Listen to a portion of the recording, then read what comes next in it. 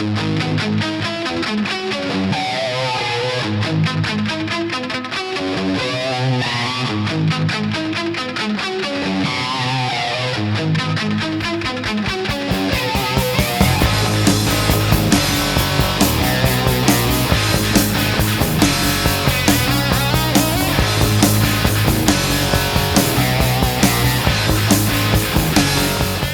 guys, welcome into the One Lap Down MX podcast. That's what is this, lap 4 or lap 3?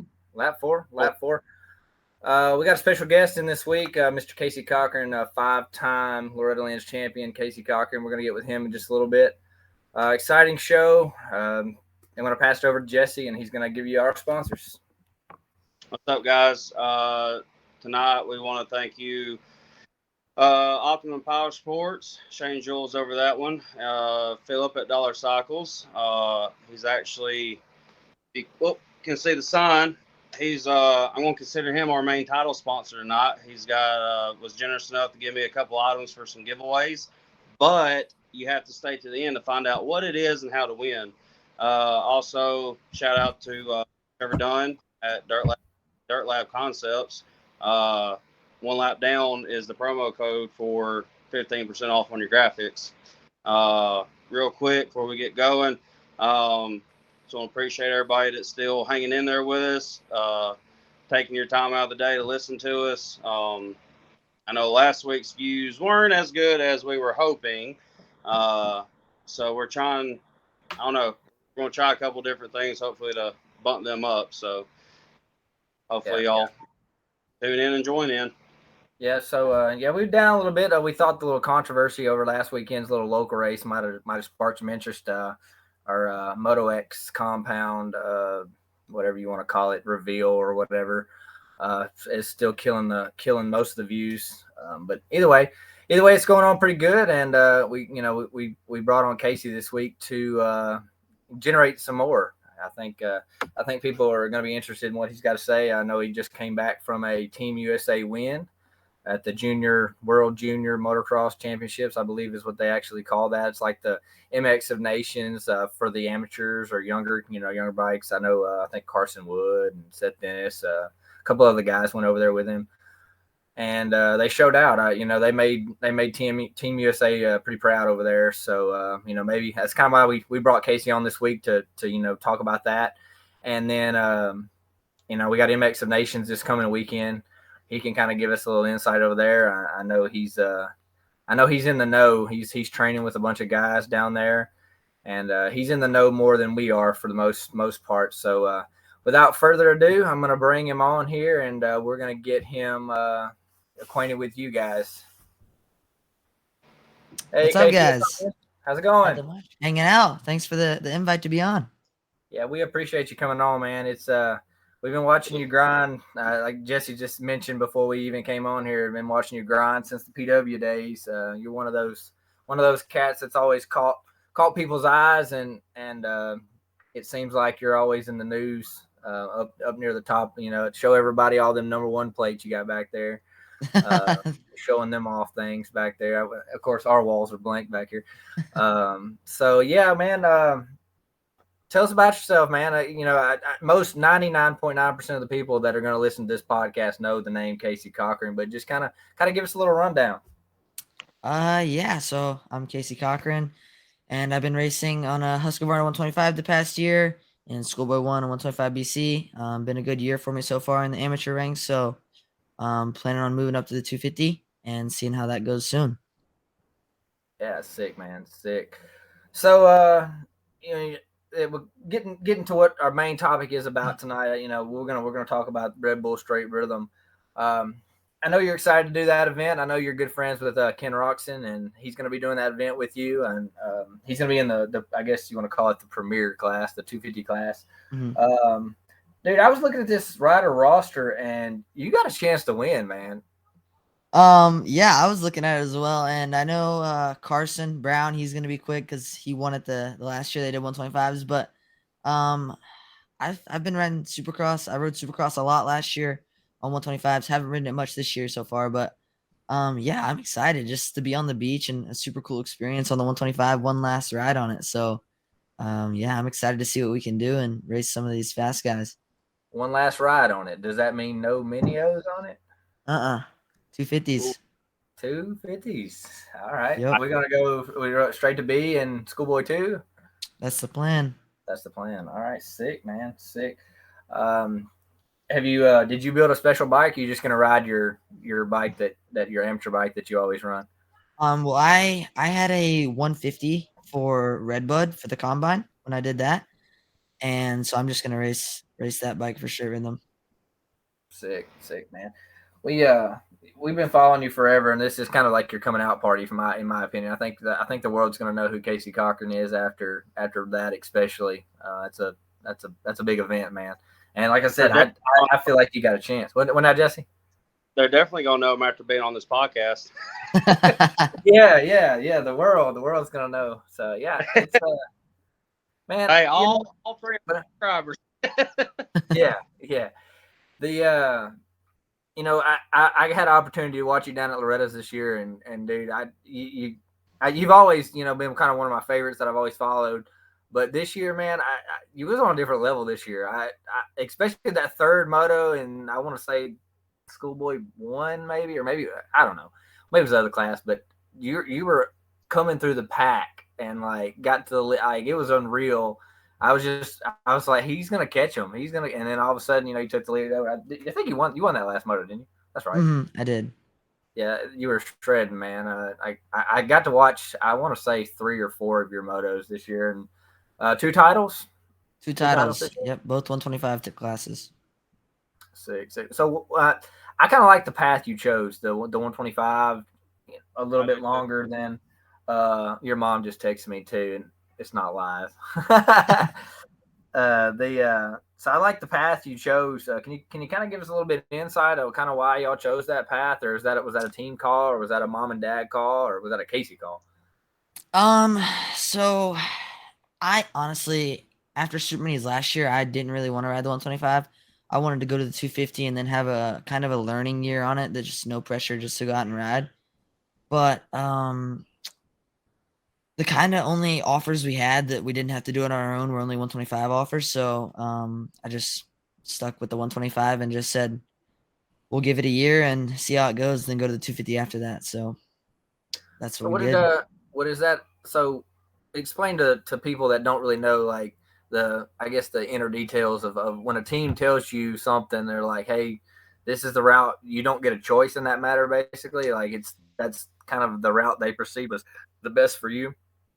Yeah, I would say, like, if they already have someone in that 250 ride that's gonna ride that bike next year, same as if like relate it to like a Major League Baseball team. If you're saying playing third base, but then they could fit you in at second base, and you to play for Major League, you go play second base. You don't get to play the position you want. So same difference. I mean, I wanted to go 250, but they only had a spot for the 125, so I took that. Sick, man, sick. Hey, I'm just going to tell you, when I was a kid growing up, if they would have had a tricycle spot open, I would have hopped all over it. I would love to see you ride a tricycle right now. It's pretty early, not going to lie. Yeah. No, I do want to put a little input on the 125 thing, if I may. And I don't know how you think about it, but when I was coming off Super Minis into the big bikes, my first year was on a 250F, which it was, like I've talked in a couple episodes ago. Casey, I don't know if you'll know this, but 02 YZ 250F with the compression release lever, doing that. Bro, he wasn't even born. That's right. Bro, he wasn't even born. That was pretty tough. So my first year was on 250. Then I went back to a 125, and I spent a little over a year on a 125. And I personally feel like that helped me a ton. And I know, like, Jordan Fancher did it. I know a handful of other kids, they done the same thing. It's kind of like that. I guess you kind of still get a little bit of that super mini power, but you get that big bike, turn and feel to it. Mm-hmm. Yeah, for sure. I did that. I went the 125 route. It was kind of the best for me. I was smaller stature. I 125. I'm like, I wish today I could ride a 125, but that ain't happening. These dad bods don't do that, dude. These dad bods don't do that at all. So Casey, we're gonna jump right in to to your little Finland trip here. I'll call it a little Finland trip. I mean, most people don't follow the Junior World Championships as much as I feel like they should. To my opinion, that's an extension of Team USA. You know, even off on the big bike, I guess you want to call it the pro level. You guys are representing us as a country for the amateur ranks, and 99.9% of the people who ride motorcycles are amateur. So I feel like you guys should get more love than. What's up, dude? They can see you, dude. Oh, that's funny. That's my mechanic. Yeah, your mom texted me and was like, "Hey, y'all need to have some mechanics on this show, man." I'm like, hey, "We're down, man." Got one. That's him. Yeah. So tell us a little bit about your trip. I know Mr. Mike McKean, he's a buddy of mine. He was out there, and was it Cernick, y'all's team manager? Jeff. That's pretty sick. So tell us a little bit about the trip and how everything went, and kind of compare the speed to the foreign guys to what you feel like you see in America. Right. So it was a cool experience for sure. I mean, they only picked 2 guys on each bike to go, so I was pumped to be one of the 2 125 guys to go. Me and Colin Allen went. So at first I got over there and I felt pretty good, but on a bike, not my bike. We had to rent a bike, and then we brought a head over, but that's it. So I had a head and a pipe, and then my suspension. So the bike wasn't what I was used to, and but I got comfortable on it quick, so wasn't a big issue. But the guys over there, I mean, I'll give them credit. They're next level on these tracks. So the track was nothing like I've ever ridden. I'm gonna be completely honest. It was, I mean, it looked like a bunch of whoops. It was just rollers everywhere, and then it was hard pack and had square edge bumps. And in practice on qualifying day, I think I crashed pretty bad, just swapped out, but I was fine, just getting used to the track. But those guys are gnarly on that terrain. I mean, I couldn't last but 15 minutes. 15 minutes, I was done. Like, I got done with the first moto, and I was like, I don't even want to go back out there. Because the first moto wasn't great. I got a 7th, but turned it around for the second moto. But I feel like, honestly, if I was racing all the guys from the US, I feel like I would have won. So those guys, give them major credit because they're ripping. Yeah. Do you think any of those guys? I mean, do you look at some of those guys and see the future? Maybe like, you know, let's just compare you to, like, say you're the Chase Sexton, you're the American guy, and then you're gonna have to race like a Jet Lawrence that comes over. Do you see that guy, you know, maybe in your next step of your career? Did you see him over there? You know, I don't know, because those guys, I think they're pretty set on racing in Europe for the beginning part of their career. Because I asked him, I was like, will I see you guys over in the US soon? He was like, maybe. Because the guy that won, Ivano Van Erp, he's quick and really cool dude. He came over and talked to me after we did a jersey swap and everything. But he was super cool. But I think he's planning on staying over there for a bit. But I'm not 100% sure on that. I wouldn't quote me on that. But it's wild to see the teams they have over there for 125s, like full factory rigs for just 125s. Like, there was like 3 factory teams that had full kits and full rigs, just 125 teams. It was gnarly. Like, you don't see that over here at all. So it's right. And they have that EMX 125 class that goes all to the different countries. So that's probably a contributing factor to that. But it's definitely cool. I would have never thought, you know, that the 125 scene would be even bigger over there. But like, I feel like they have a little different setup. You know, how they go about, you know, their races anyway.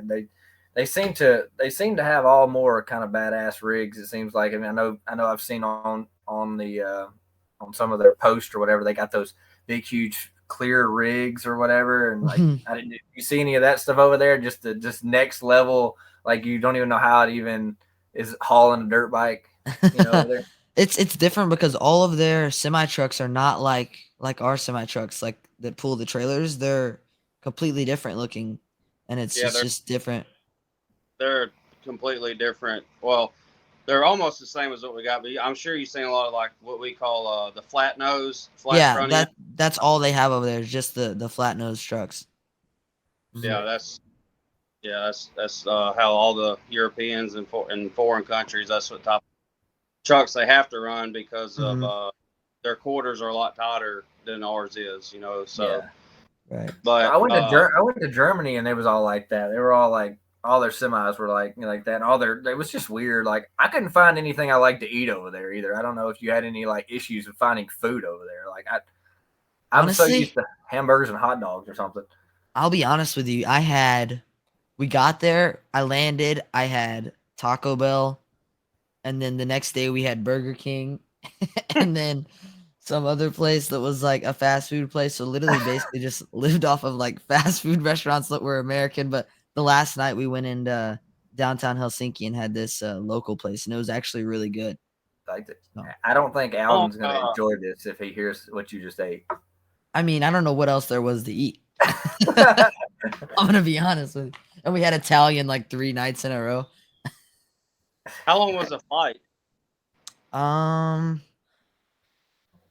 well, we had to fly from Florida to Texas the wrong way and then go from Texas to Finland. So from Texas to Finland, I think it was like somewhere around like 10, 11 hours, Jet something like lag, that. bad, and you're expected to get on a motorcycle and ride like the next day or what? I mean, We went over like 3 days early, I think.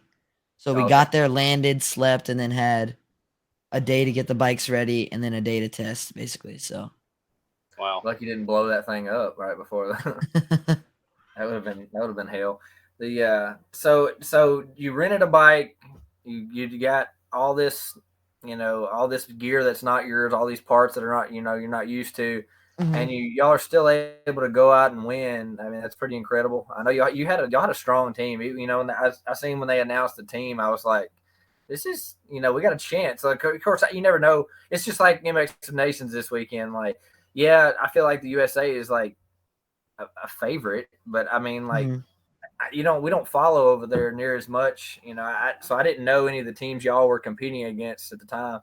And you said what's his name? Van Erp. Van Erp Yeah, Van Erp, he's the 125 guy that won. he's legit. He's legit. Yeah. Yeah. But I didn't think after the motos were done, like I got a fourth overall. I went 7-4, and I think Seth got like sixth overall, and Seth Dennis, was right? it? Yeah, he got sixth overall, and then I think Tace Morgan, he got like seventh overall. So we had a 4, a 6, and a 7. And I got back from my moto and I was like, because I rode much better in the second moto, I was happy about it. And we're sitting there and the team scores are a 4, 6, and a 7. So we're just like, oh, whatever. It's like, we're not going to win with that. So we're sitting over there and then they're like, we need Team USA to go to the podium. We were like, what? And we get over there and turns out like the other teams were like a 9, an 8, and like a 7. And I was like, that's the team that got second. And kind of shockingly, the Netherlands won the 125 class, won the 85 class, but then their 65 dude got like 26th. Oh, So Oh, wow. shoot. yeah, that's what killed them. But they were dominating in the upper classes. But yeah, I was surprised that we got the win, honestly, because we didn't have great overall scores, just consistent through the team, I guess. Okay, the Netherlands. That's Jeffrey Hurling's. What are they That's what doing I was over there? saying. Dude, so what I'm telling you is the top like 3 in the EMX class, in the EMX 125 class, are all Netherlands. So I'm like, and the team Netherlands has like 4 fast 125 guys. I'm like, I'm racing like the next 4 Jeffrey Hurlings right here. Yeah. What are they feeding them over there? Like what? I have no idea, but I want to know. So Hey, what now, Jess? I want to ask Casey a question real All quick. right. So you going over there and racing, talking about the track condition and what type of track you were racing on? How would you, if you can, put in comparison? How would you compare, say, the top 10 guys you race with on Loretta's track? Um, Does that make so like, I don't know if this like? is the answer to your question, but I'll say this is I feel like if they came over here and raced Loretta's like those guys, it would be a completely different story because just the track conditions are completely different. And I didn't know. I showed up and I was like, I didn't know how to ride this. And it Yeah. was just a learning curve as I went. And the more I rode it, the better I got. So it was different. So I guess you think you'd had a lot better shot back at if we were done it back here. For sure. Just because Loretta's is so technical, and those Right. guys don't let off. They just send it off the back, wide open. Yeah, I watch a few MXGP races a year, Mhm. not a whole lot, a little bit, and dude, it's gnarly how their tracks get beat up and worn out versus ours. You know, theirs is like you were explaining earlier. Some of it's real sandy rollers, loopy, just like you said, never let off. Where it seems like back here, it's choppy, rutted. The actual speed of the pace is not held like theirs are. Mm-hmm. Yeah, and those guys. I mean, I was saying to my dad, I was like, if I trained on these conditions every day, all day, I feel like I'd be untouchable. Because I'm like, Yeah. and that's what they do. They train on that dirt and those conditions all the time, and I'm like, it's gnarly to be training on stuff like that and riding like that all day. So, dropped a little bombshell on us. I thought you were still down at Sandbox doing your training, but I guess now you're with Alden. Can you tell us a little bit about his program and I know you don't want to reveal all his secrets or whatever, but I know that all the secrets. all the secrets, yeah, for sure. But A local racing, man. yeah, local, yeah. I don't. If you put his program on our local tracks, yeah, you would probably lap our local pro class, bro. Just being honest. No, it's been good. I've been there since I actually went there in January at the beginning of this year, so I've been there basically all year, and I guess it's been good. I've been enjoying it. I've been enjoying it so far. All the way up until the Redders, it was me, Caden Braswell, Daxton Bennick, and Talon Hawkins. We were all out there riding together. So a good group of guys to ride with and train with. I mean, it's a really good opportunity for me, I feel like. So I was super stoked to go out and be able to work with Alden and Mike Brown, who's so how they do it. Like they separate the 450 guys and the 250 guys. So they have a 250 shop, 450 shop. And we're over on the 250 shop, and Mike is basically like the head trainer of the 250 guys, and then Alden trains all the 450 guys.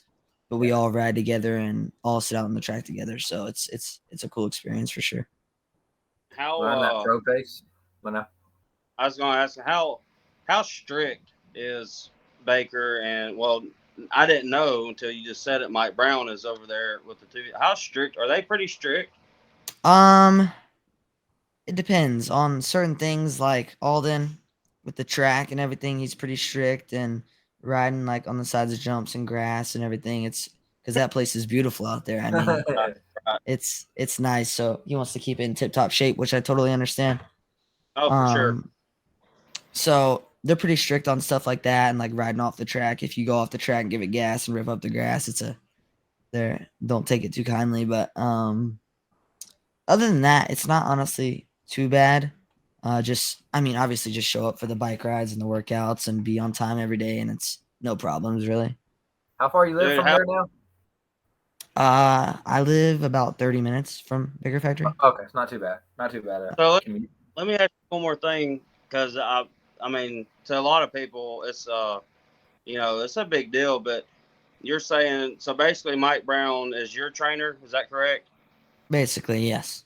Okay, so to you, I'm sure it's not that big of a deal, but if you could put it in perspective, what's it like being trained by someone like Mike Brown? I mean, the track record he has, all the knowledge he has, how good of a rider, I mean, he's just badass all the way around. So is there a way you can put, I guess, in I hate to say normal person's perspective on what it's like being trained by somebody like that?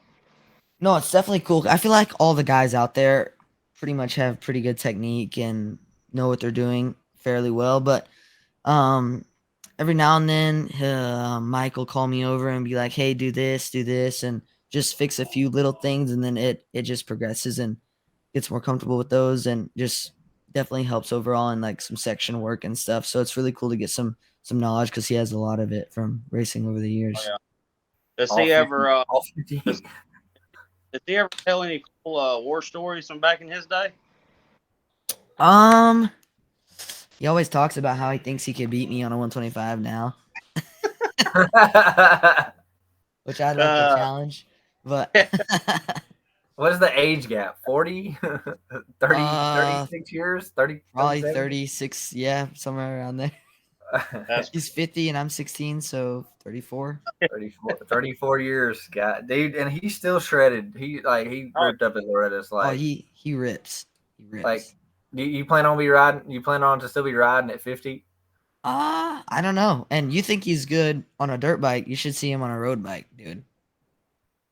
Like, He'll can't keep up, leave goes all hard. of us. Leave all of us. Everyone on a wow. road bike. I seen him at Loretta's a couple years ago riding from his hotel to the track On a road bike. on a road bike. Like, I was like, "Don't you have a moto today?" Like, he rode in on his bike and just went out Yep. there, and I think he was riding 25 plus. I think. That's what he said this year. He was like, next year if I race, I'm gonna do 25 plus because 50 and 40 is just too easy. Dude, that look, let me tell you, I was talking to Shane about this. When I watched Loretta's this past year, and I seen and I'm not taking away from them guys because I know a lot of those guys in the 40 and 50 plus class can still haul, Oh, for but sure. 40 and 50-second gap, like, get out of here, dude. That's not even fair. That's what he was saying. He said, "Yeah, if I go back, I'm gonna go race 25 plus because it wasn't as fun because he didn't have anyone to battle." Like, he was gone, like gone. Yeah. Like, Oh yeah, Yeah, I think one was moto it he wrecked Kiefer? like 3 times and then still won by like 25 Yeah, seconds. I was like, whatever, yeah. dude. Kiefer, I think Kiefer was in one of the like 40 or something like that, Hmm. and he wasn't Yeah. even close.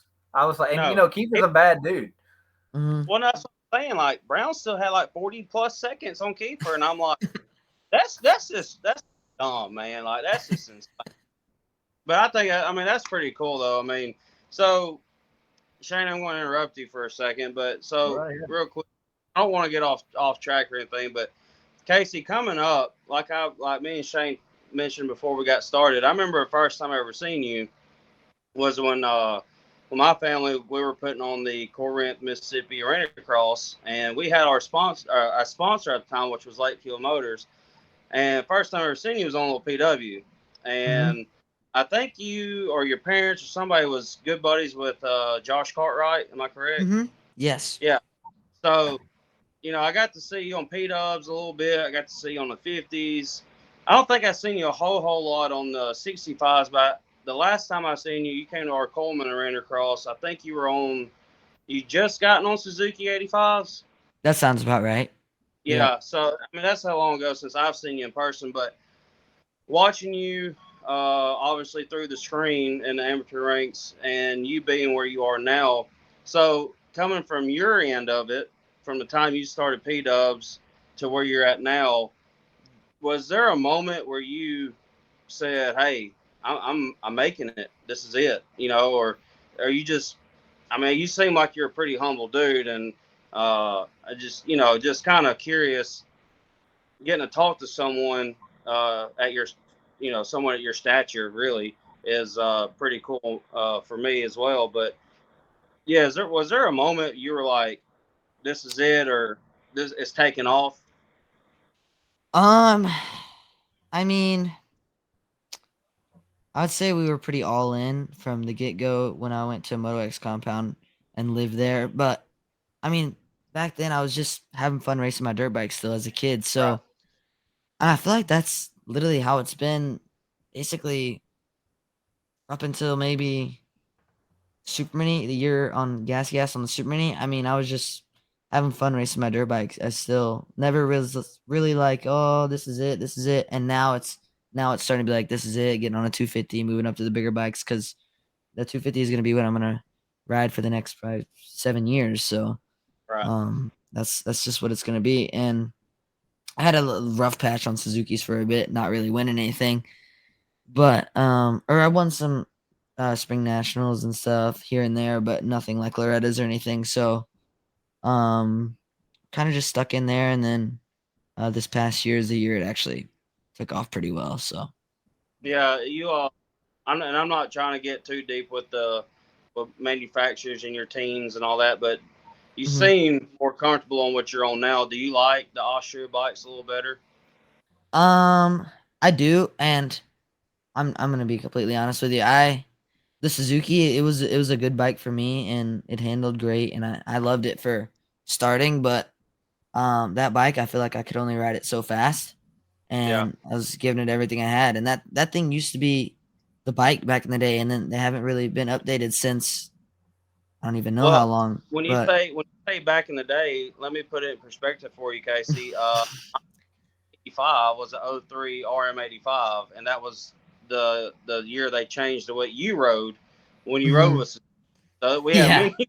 We got to Same ride the thing. same bike. Yeah, so it was a bit outdated compared to the Austrian bikes, but we made it work and got some top fives, some top threes at Loretta's, and I feel like it made me learn how to ride the bike fast. And then once I got on the Austrian bike and had some of the top or some of the most up to date equipment under me, it helped. All right, Yeah. I'm about to ask you a question. You got to spill the beans here.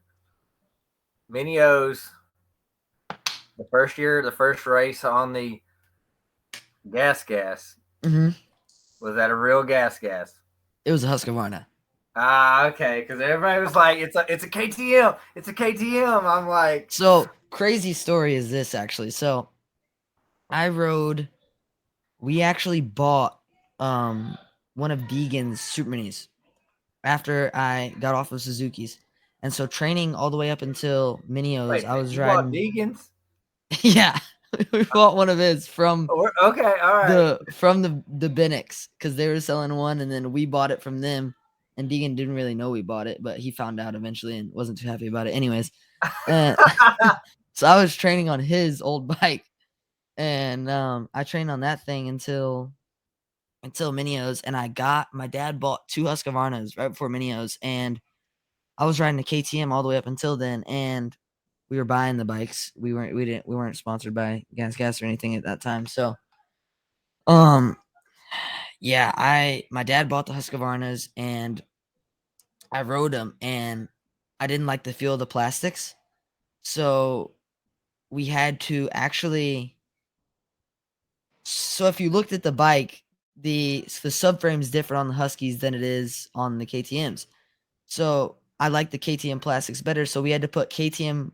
So we bought white KTM plastics and put them on a Husqvarna, and the side shroud actually like didn't really fit. So we had to like zip tie it on, and it was kind of like sticking out a little bit, and it was funny. But and then my dad got the frames powder coated red because I was like, oh, might as well make it look like a gas. So it was Husqvarna with KTM plastics with gas graphics. So I ask what the because I was out of the loop a little bit with all this. So what was the point or purpose with the gas graphics? Well, to be honest, I thought it was the only my dad and I came to the agreement that they had KTM 85 guys and Super Mini guys. They had Deegan at the time. And then Husqvarna, they had Ferry or whatever. I don't know. It was somewhere around there. And they didn't have anyone at Gas. And I was like, well, if I do good, maybe they'll give me a gas ride or something. And I did good at Minios and won 6 titles, and we still didn't get anything. So I guess it didn't really matter. dude, dude, they claimed that though. Like there was like headlines out. They were like, Yeah. Well, Gas is first title I or thought. AMA titles. I'm Yeah. like, Yeah, that's why I was asking because I was super confused at the time because I seen your jump from Suzuki to KTM, and then you showed Minios on a gas. I'm like, hey, that's pretty cool. And then I don't know the time frame, but I know it wasn't what seemed just a few days later. You're on a white Husqvarna. I'm like, what's going on? Yeah, I Yeah. So like it it. was. I like it. That was a good tactic. I like that. I like the thought process behind all that. Yeah, but it was it was quite a hassle getting those bikes ready. Oh, I bet. that was on Dad though. No, let me. I will say I did see some mom in those bikes too. Oh, for sure. She does a lot of it as She was well. going hard. She put on her story one night on we're Facebook friends, and she was like, but she was like giving sneak peeks, and I was like, he's gonna ride a gat. Like he's like, I'm confused here. Like I was so confused. Like and dude, I follow you more so through your mom than anyone. I guess she's like she's a if there's a Casey Cochran super fan, you got one in your mom forever. She goes hard for you. I know She definitely does. she goes really hard for you, and she's your biggest advocate. And now that we know that you've bought, which I mean, I'm not going to get into the whole Deegan. Of course, I don't know if you've seen my post a few weeks ago that it blew up. Like it got crazy because Deegan got a gate and all this stuff. And I'm not going to go into Don't know. y'all's whatever. I mean, but I think it's kind of funny that you ended up with one of Deegan's bikes. That's So is Deegan and Dax and you all are y'all all kind of buddies, like in a triangular pattern, or how's that go? Well, it's been kind of weird. So, Deegan and I weren't too cool. Dax and I have always been cool. We've always Yeah. been friends. Nothing really hostile there at all. But I mean, I've just been racing Deegan forever, and it's been a rivalry. And he took me out when I was on Suzuki's, and then I made that pass on him in the last turn and Supercross at Mini-O's, and then he took me out later in the week in outdoors. So it's just a back and forth kind of thing. Always has been. And then ever since he moved up to 250s, and I haven't been racing him, like I see him at a race and say what's up, and it's cool when I'm not racing him. But when I race him, then it gets I don't know. Gotcha. I don't try to start anything, but Saying you're no real threat to him right this second, right? yeah, I won't Yeah. race him until the pro ranks. So again, Yeah. Well, look, you can say whatever you want on here. That's the beauty of our podcast is, we're just your small local outlaw podcast. So you say whatever you want. We ain't gonna judge you. yeah, but that went back and forth. But I mean, now I say what up to him at the track, and it's cool. And Dax and I are obviously super cool. We trained all the way up until the Reddits together. So, yeah, I guess it's pretty chill right now. Yeah. So a little tidbit here. So my son was a big Danger Boy fan until that. Watching you guys battle it out at Minios, he was actually and then he was like, "Who's this guy right here?" And I was like, "That's Casey Cochran or whatever." And he was like, "I like him." Like, and my son's got a gas now. And he's like, and he just remembers that one race and like. And he's watched you ride like a million times since then, and he never like questions that you're not on a gas. He's like, he's just got a white bike now. Like he don't. He's young. He don't. Ripton, my son Ripton, he's the same way. He was a Deegan, fan for a while. He's a kid though. I ain't gonna lie, the Deegans they got a great marketing for the kids side. For sure, 100%. That whole YouTube And, thing is genius for fans yeah, and because kids. I mean, Ripton will be 8 next month, and for the last 3 years, ever since we let him discover YouTube. I mean, it's been digging. I ain't gonna lie to you. And within the last year or so, like Shane's boy, Ripton seen a video of you and a couple others when y'all, were actually beating Deegan and stuff like that. And same exact thing happened. He said, "Who's that?" And I said, "That's Casey Cochran." He said, "Where's he from?" I said, "Tennessee." And I said, "He's actually been to some of our races before." And he goes, "Oh, that's pretty cool. I like him." And I'm like, "Yeah, that's right." And so he knows your name. He knows Deegan. He knows Ferry. He keeps up with it way more than I should, honestly. But, yeah, I mean, I think that's pretty cool. Sick. Yeah, for sure. Hey, I seen a video of you riding on Instagram the other day, the 250. And somebody commented on there, Team Triumph or something like that. I was like, yeah. I think it's just because that Husky's blacked out, and they're like, "Oh, Triumph bike," because the Triumphs are gonna be black. So I don't. Oh, they're gonna be black. Yeah, that's what I hear. Oh, you spilled. He spilled because we don't know. No, Like, all their bikes they have now are black, like motorcycles Yeah. and stuff. So I would assume their dirt bikes are gonna be black. So we know that they leased out or whatever Moto X compound. Mm-hmm. And yeah, but we haven't seen the bike. Like, no. Yeah, I have no idea. And it's just I kind of haven't a seen weird. anything about it. But they don't have everybody's talking about like, oh, there'll be a rebadged KTM, and I know you're in with the Orange Brigade sort of thing. So do you hear even any rumblings of that or anything? I mean, I don't hear anything about like them being in deal with Triumph at all or anything. So I don't have any word on that, honestly. Philip at Dollar Cycles, he does a lot with the on-road bike stuff too. And I told him I was going to get him on here one day when he was brave enough, so I'm calling him out. But anyways, me and him talked about it after that episode we done, and he actually found a little bit of dirt on the Triumph thing, and they are going to do their own MX bike.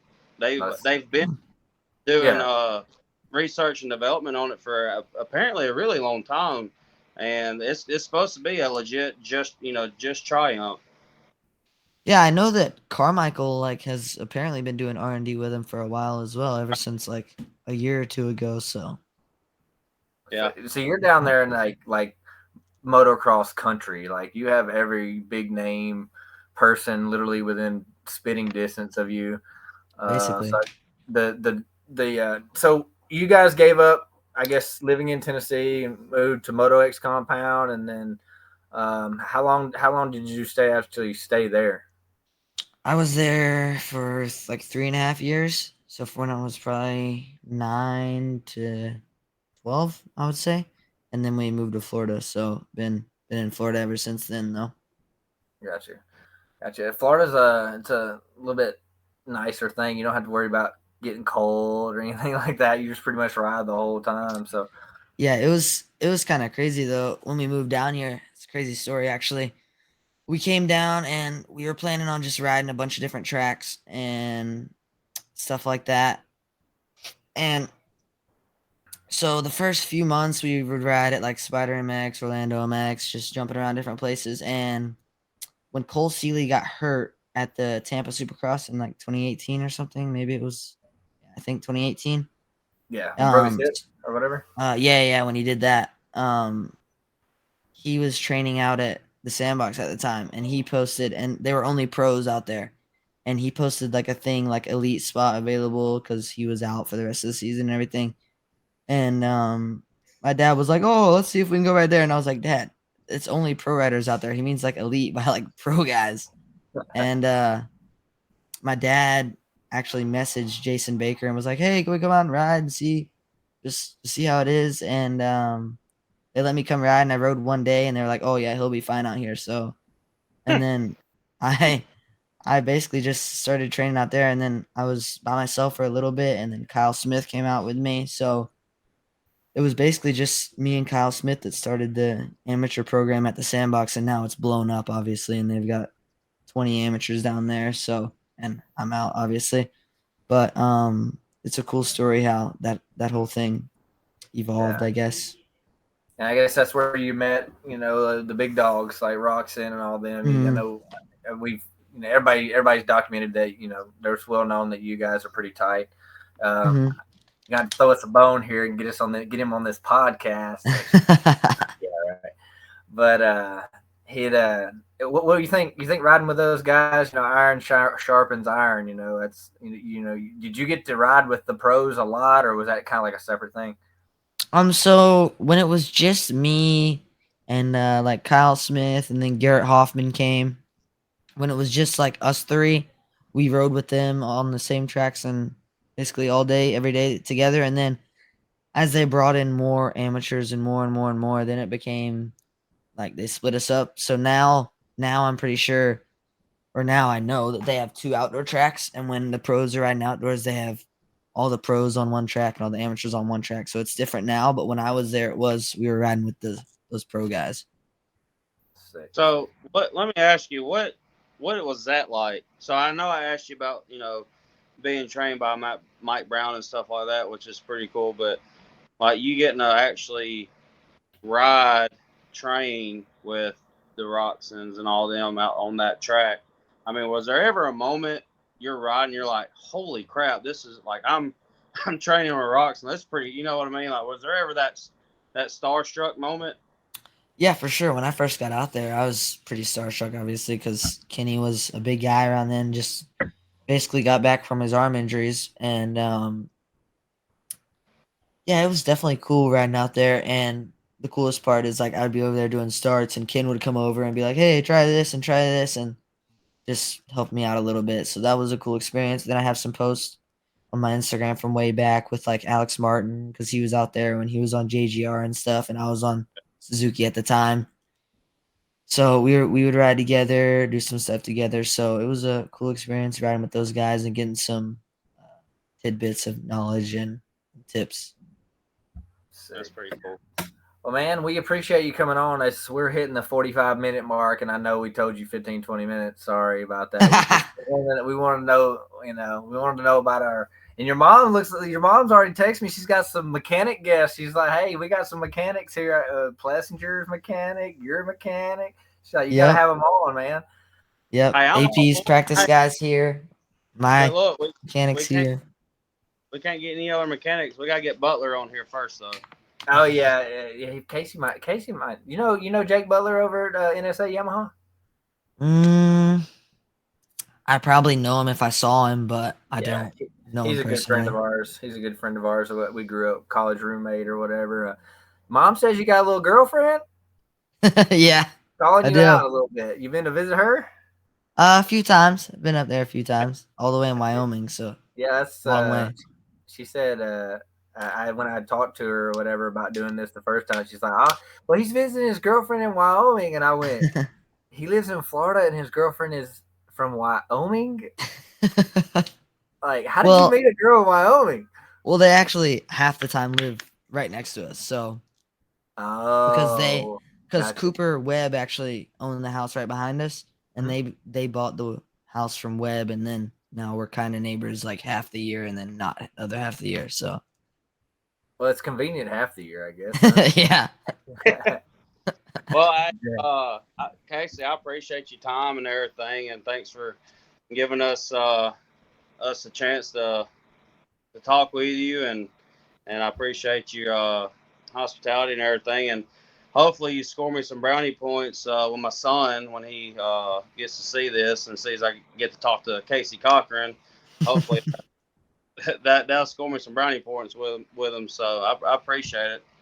Well, yeah, thanks for having me on. I enjoyed it. All right, buddy, we appreciate it, and go play some Fortnite or whatever. Doing that big thing you got there, microphone. Go play some Fortnite. We hope to have you on again, man. We had fun. We had a blast. We'll talk to you soon, man. Yes, sir. Thank you. Thank you for allowing me on. Appreciate it. No See problem. you, buddy. All right. See you guys. Well, that was awesome, dude. Had one of my, I guess it's kind of weird saying my little heroes are on or whatever, but like he's obviously 16 years younger than me. But I mean, dude, kid shreds, man. Like, well, look, he's a shredder. Listen, and he's 16, right? So, and 3 to 4 years when we're watching him on MAV TV and stuff like that, we can say, hey, we had that guy on our podcast. Yeah. And dude, that's a super cool family too, dude, man. They sure. Super cool family. I got, like I said, I used to buy my bikes from Lake Hill some too. I have a few bikes and like I said, they're great people. They sponsored us at when we did the Corinth, Mississippi Rain Across for 3 to 4 or 4 years, I think we were over there. Anyways, They were a big sponsor for us, and dude, his mom and dad are, I mean, just awesome people. I mean, talk to you like they knew. I mean, that whole family's super cool. Top notch. Well, man, right quick, let's we're pushing our hour, but we'll be real quick, man. MX of Nations this weekend. I know we got some guys, the Monster Mountain Crew's up there, Dirt Lab Concepts, Trevor Dunn is up there. Checking out the racing MX of Nation Redbud this weekend. Who do you like? I kind of like our chances, you know? I'm not going to lie. Like, don't get me wrong. I'm all about America. Trust me. I'm pulling for America. Always have, always will. But there's a small part of me that I in my time with motocross, I have like the foreigners. And I hate saying it like that, but like at one time, well, I don't mean no disrespect, nothing like that. But like at one time, I was a Roxon fan coming up through his 250 career. You know, I loved watching him on 250s. I was a Roxon fan. I've been the Lawrence brothers. I like them. I'm a fan of theirs. You know, and I like over there. I like my favorite GP rider is the Tim Geyser on Honda. Yeah, I love watching him ride, dude. He's solid dude and all that. I like watching Hurlings ride. I'm not really a Hurlings fan, but I do like watching them ride. Yeah. You know, Odendorf and all them guys. I mean, they're fun to watch. That's just a whole different, like Casey was saying, a whole different riding style, track, condition, everything. But I will say, I'm ashamed to say at the same time, I have not deeply kept up with MX Nations over the last few years because we've sucked. Well, yeah, I hate to say it like that, but the excitement wasn't there like it used to be with Carmichael and Stewart and Dungy and Vilpoto. You know, have them guys, we kicked some type of ass. And we haven't done that in a while. And I'm not knocking the guys that represented us because obviously they're badass dudes or they wouldn't have been over there. But, like, you know, Anderson was one year was our best hope. You know what I mean? And he wouldn't have passed in. Yeah, it's kind of weird, like, you know. But my thing with USA this time is some of those big dogs aren't there. Like, I don't think Geyser's racing. I don't think Hurling. I know Hurling's not racing. Like, you know, we're missing. They're missing their big dogs, and I think that's our best chance because I think we're sending the two fastest dudes in the world right now.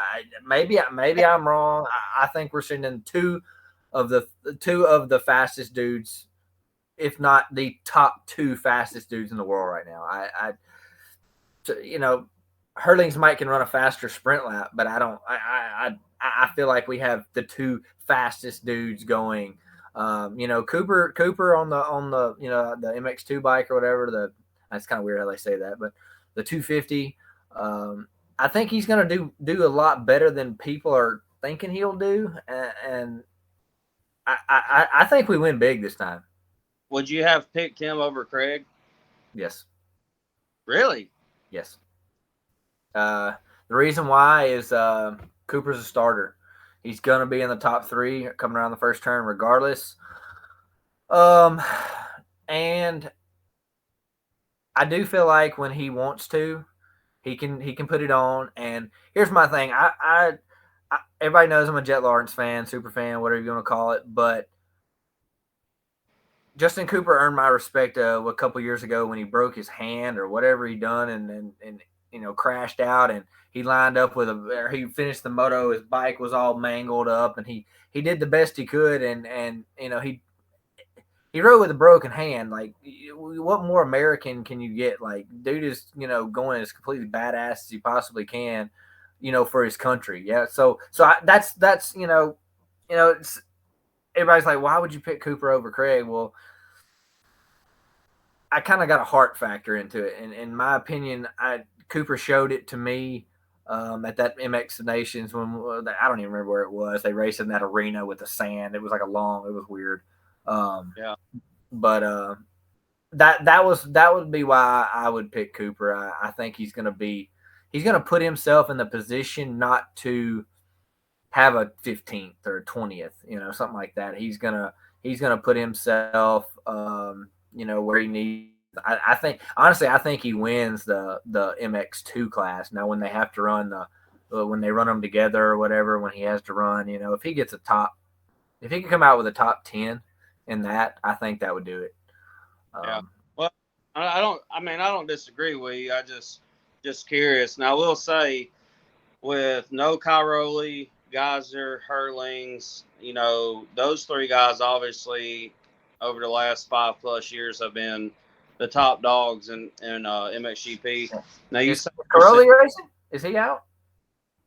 I thought he was. I seen a post earlier and it said something about it, training or whatever. But honestly, I didn't look at the list really close or whatever. But I will say, if Sexton and Tomac race how they raced all outdoor season, yeah, it's ours all day.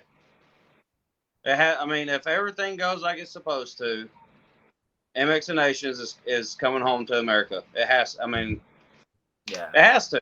The trophy's staying in America. Yeah, yes. Well, yeah, we're on home turf. Home turf. Yeah. Well, I know the last time turf it didn't work out for us because I know it was a mud bog, but still, I mean, yeah, that was the Koldenoff show, right? Koldenoff pretty much dominated that whole Everybody was thinking, it was going to be Roxon and Tomac, leading the pack there, and Koldenhoff, who I don't even know if he won a MXGP that year at that time, and he comes out and dominates. Like I know, like just absolutely dominated. It was unreal. I don't even remember what we finished that year. I don't even know. I don't think it was very good. I notice, if you notice, every year the team numbers get higher. What do you mean? So like they're running what 10. Oh, okay, yeah. It used to be double digits. It used to be single digits. Now we're in the triple digits now. I wonder why that is. I don't know. I just hope we get a gate pick. That's my favorite part. The waiting, the anticipation of the first gate pick or whatever. Of course, I'm not exactly sure how it's going to be. I know they're going to play it on one of the streaming services, and it's a lot of it you can watch on the MXGP channel, and then for America, it's like through CBS Sports, I think it was, but it's like odd times. Like I know they're airing it like on a Monday and a Sunday, and like there's like 2 or 3 different days you can watch it. Yeah, I'll probably just stream it live off one of the streaming services or something. That's going to be my best route. If we got a. Oh, you know what I meant to ask, Casey? What? Tennessee and Florida played this weekend. I needed to know who he was going to pick since he was a Tennessee and he's living in Florida. Nobody wants to hear about football on this podcast. I know it. I know. Everybody's yelling "Roll Tide" at me right now. Don't repeat what I just said, people. Somebody said Chad Ward is going to clip that out because he taught my son to say that years ago, and my son would come walking to the house and he'll go "Roll Tide," and I'm like, and he's the kid's a Tennessee fan. Like he watches Tennessee football with me, but he just does it to aggravate me. And Chad, if you're listening, which you may not, I'm going to get you back one of these days. One of these days. But anyway, dude, we're nearing that hour mark now, and I know you had some giveaways you wanted to talk about. Well, yeah. Before we got into that, was there anything local to go over, talk about? Dude, I haven't heard anything here lately. Like I know, did anybody even race last weekend? It was like a dead weekend. Crossbone Saturday. They were Mill Creek's makeup race. Dude, I didn't. They went there. Huh? I have no idea. I know anybody even went. I didn't know anybody that even went. To be honest with you. We couldn't go. We had a football game, but that was, if I'm not mistaken, that was supposed to be Mill Creek's race, and Troy took it. So it's kind of Hey, while we're on here too, while we're talking about local stuff, you guys, Alabama Arena Cross Series schedule just come out. I've seen it drop. What, 2 days ago? 3 days ago? Got some new places. Lost a place. So we lost. Yeah, I mean, Cat's been out of the bag. Lost the Decatur Proceville, and I'm not gonna lie, everybody, including myself, is pretty upset about that because it was a good location, good track, good arena. I'm butthurt.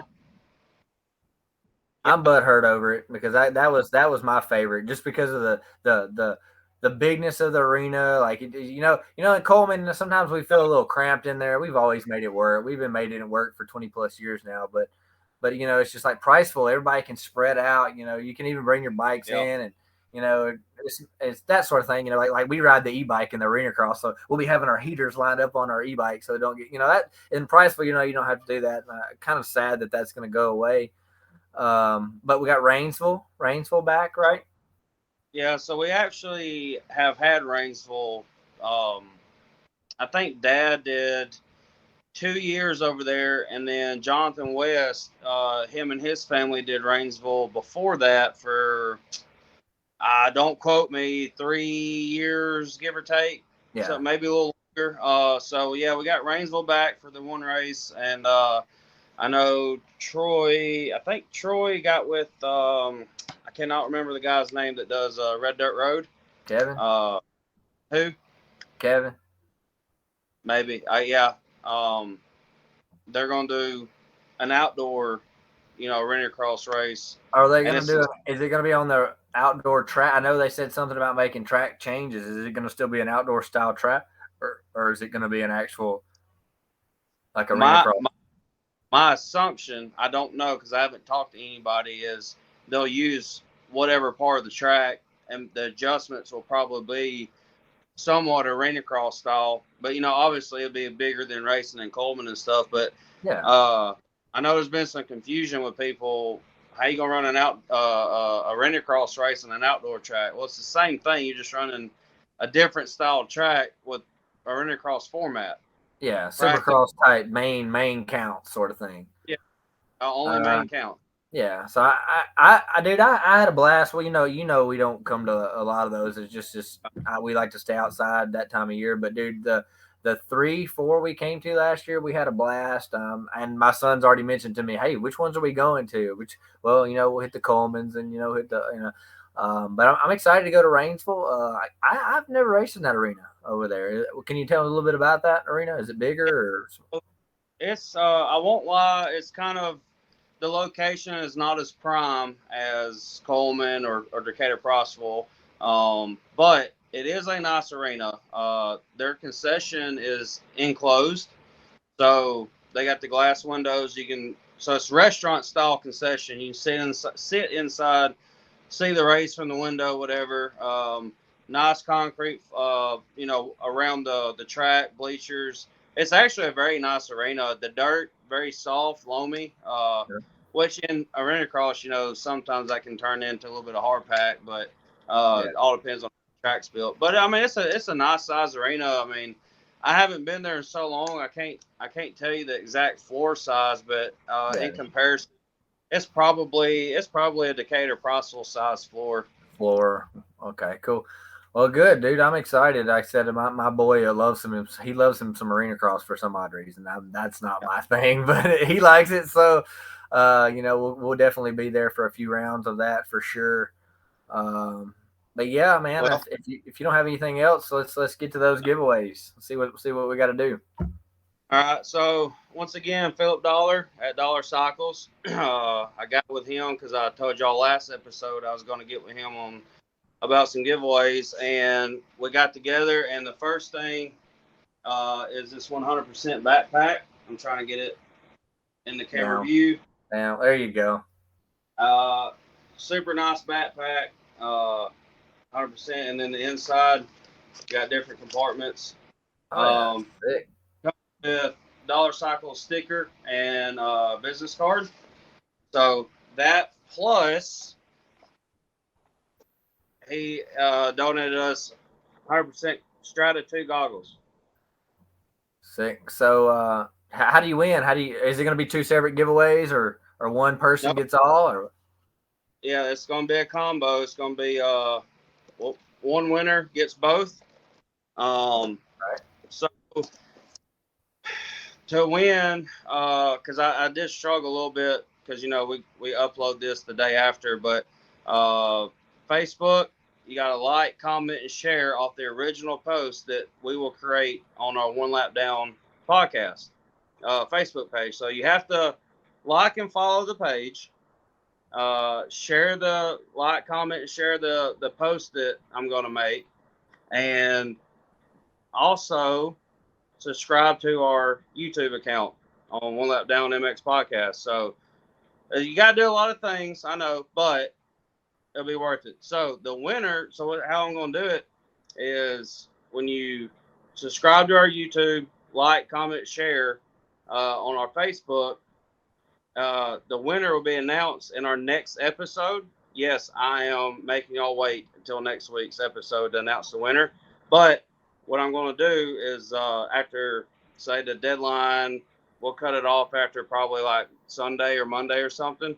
I'll take everybody's name, and Lindsay has this little random generator type deal that jumbles all the names together, and it randomly picks a name, and we'll announce it over our next week's episode. After we announce it on the episode, I'll also post it on our Facebook page who the winner is, and depending if it's somebody in my area or your area, we can ship it. So, yep. Not a problem. Not a problem at all. Well, good deal, man. We appreciate Philip at Dollar Cycles there for hooking us up with that sweet gear. Somebody's going to get some awesome swag to look good at the races, and we hope you guys are enjoying these podcasts. Jesse, I ain't got nothing else tonight, man. I'm looking forward to our next week. I'm already excited for next week. I enjoyed Casey. I enjoyed everything we had going on tonight. You got anything else? No, just once again, guys, we appreciate it. Just help us get these numbers up. Subscribe to our YouTube, like the video, help get us some views, man. Like I said, last week numbers were, I ain't gonna lie, kind of hurt our feelings a little bit. They were a little low, but it is what it is. We're grown men, we can handle it. But we do appreciate the people that have supported this and who do take their time out to listen. Go on our Facebook page and like it and follow us. And once again, man, just if y'all don't mind, give us some feedback, good or bad. We'll handle it and let us know what y'all like, don't like, and make sure y'all tune in for next week. Find out if you won or not. All right, man. We'll see you guys later.